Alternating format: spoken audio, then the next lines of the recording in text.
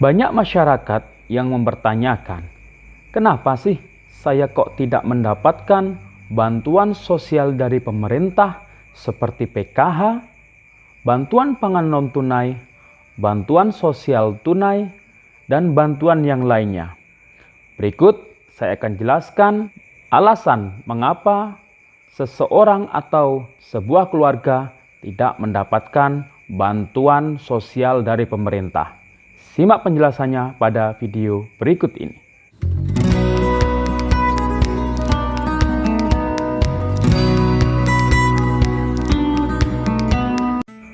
Assalamualaikum sahabat YouTube.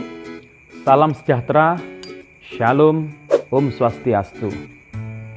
Balik lagi di channel saya, Sukron Channel. Bagaimana kabar hari ini sahabat YouTube? Saya harap sahabat YouTube semua dalam keadaan sehat, ditambahkan rezekinya untuk hari ini dan seterusnya. Amin. Sahabat YouTube, di video kali ini saya akan memberikan penjelasan dan informasi alasan mengapa seseorang atau keluarga yang tidak mendapatkan bantuan sosial dari pemerintah, baik itu PKH, bantuan pangan non-tunai atau BPNT, atau sembako, atau bantuan sosial tunai atau BLT. Oke sahabat YouTube, sebelum saya melanjutkan informasi dan penjelasan ini, saya harap sahabat YouTube semua, terutama yang baru bergabung, jangan lupa di-subscribe dulu channel ini dan ditekan tombol loncengnya agar mendapatkan pemberitahuan informasi video terbaru dari saya. Dan jangan lupa di-like dan di-share. Oke sahabat YouTube, langsung saja saya akan memberikan penjelasan alasan mengapa sih seseorang atau sebuah keluarga tidak mendapatkan bantuan sosial dari pemerintah.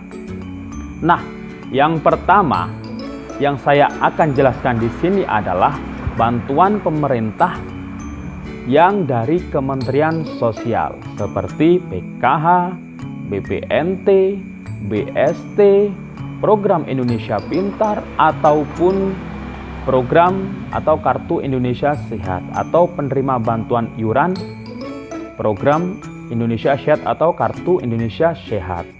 Oke sahabat YouTube, alasan yang pertama mengapa seseorang atau sebuah keluarga tidak mendapatkan bantuan sosial dari pemerintah.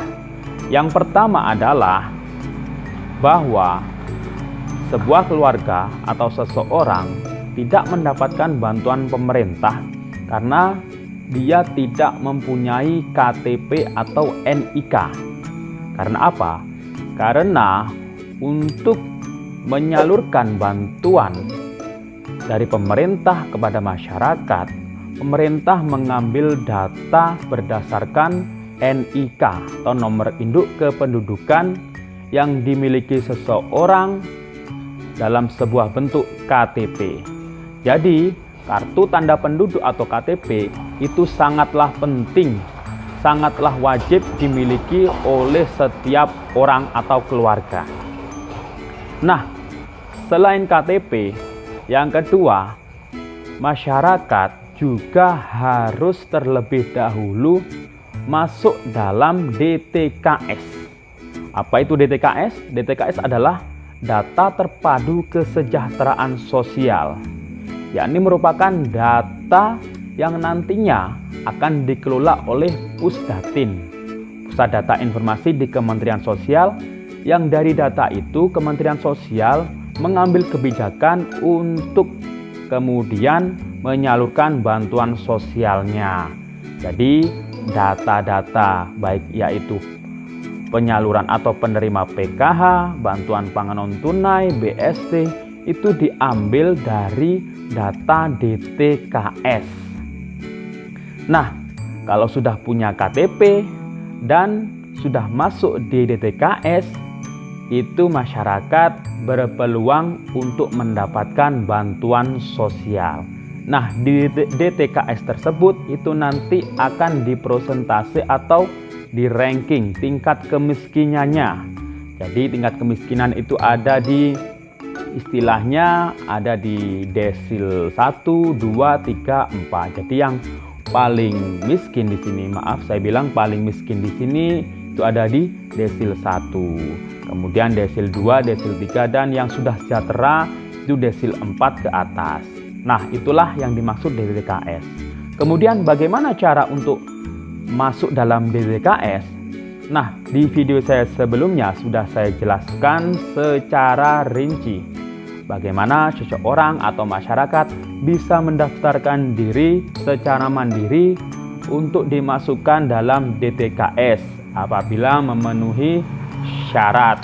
Jadi syaratnya itu harus dari keluarga miskin atau rentan miskin. Itu nanti bisa dimasukkan di DTKS.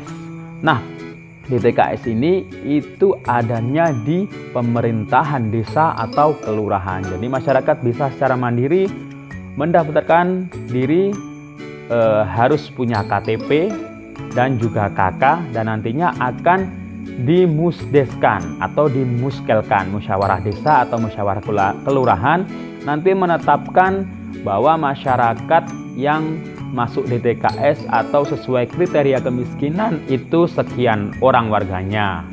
Jadi di situ dimusyawarahkan dan hasil musyawarahnya DTKS itu nanti dilaporkan, diteruskan ke kecamatan, ke kabupaten, dinas sosial, kemudian ke provinsi, ke gubernur, dan nanti akan dikelola di Pusdatin di Kementerian Sosial. Yang nantinya ketika Kementerian Sosial akan mengambil kebijakan untuk menyalurkan program-program bantuan sosial, datanya dari DTKS tersebut. Dan DTKS itu sekarang sudah bisa diupdate dan memberikan kewenangan di setiap pemerintahan daerah untuk mengupdate DTKS.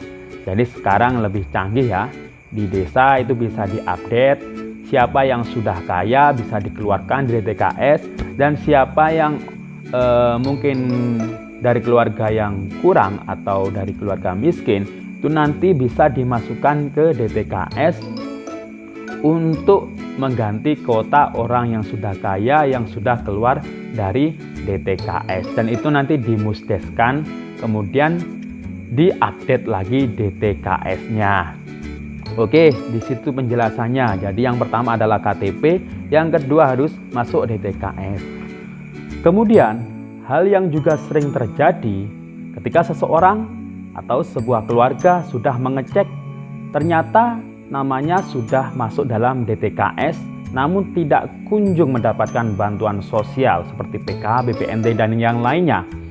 Nah, ternyata orang tersebut sebelumnya pernah merantau, pergi keluar kota atau pindah keluar kota atau keluar pulau, dan dia kemudian kembali lagi ke rumahnya untuk beberapa tahun lagi ya. Jadi beberapa tahun dia merantau, pindah, kemudian dia balik ke kampungnya lagi. Nah, seperti itu biasanya juga sering terjadi. Nah, ketika pemerintah pusat ada kebijakan untuk perluasan atau penambahan kuota penerima bantuan sesuai DTKS, orang tersebut sudah tidak ada di tempat atau di rumahnya, sehingga tidak bisa divalidasi oleh pendamping atau petugasnya. Nah, itu biasanya juga sering terjadi di masyarakat. Nah, jadi di sini pendamping seperti pendamping PKH atau BPNT itu tidak bisa menerima pendaftaran. Jadi tidak ada pendaftaran PKH maupun BPNT. Mereka hanya bisa mendampingi seseorang yang sudah dinyatakan menjadi peserta atau KPM, PKH atau BPNT. Jadi mereka hanya bisa memfasilitasi atau menjembatani seseorang yang belum tercover dalam bantuan dengan terlebih dahulu masuk dalam DTKS. Jadi DTKS tadi sudah saya jelaskan ya, itu bisa mendaftarkan secara mandiri di pemerintah desa atau kelurahan. Oke, sahabat YouTube, mungkin cukup itu informasi penjelasan alasan mengapa seseorang atau keluarga yang tidak menerima bantuan sosial dari pemerintah. Mungkin itu yang bisa saya sampaikan. Sampai jumpa di video saya selanjutnya. Wassalamualaikum warahmatullahi wabarakatuh.